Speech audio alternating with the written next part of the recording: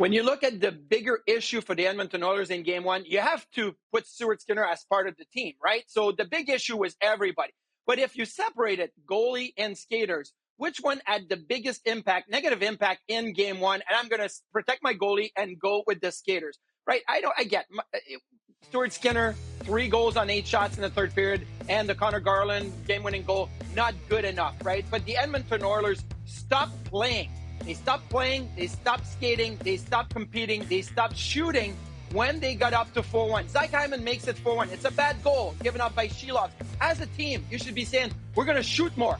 We're going to make this 5-1, 6-1, 7-1. We're going to send the message in game one that the Vancouver Canucks don't belong on the same ice as we do. Instead, they went the other way. They didn't take a shot for over 20 minutes after they took that 4-1 lead.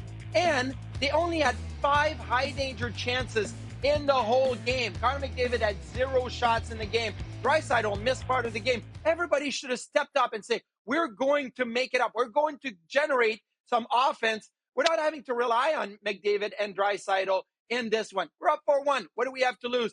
But you look at the Oilers, only, I say, drawing 1 penalty. That's because they stopped skating. And they really didn't draw the penalty. It was a too many men on the ice for the Vancouver Canucks early in the first period. The Oilers still scored on that power play. But when you don't skate, you don't get called. You don't get hooking calls against you. You don't get holding calls, interference calls against you.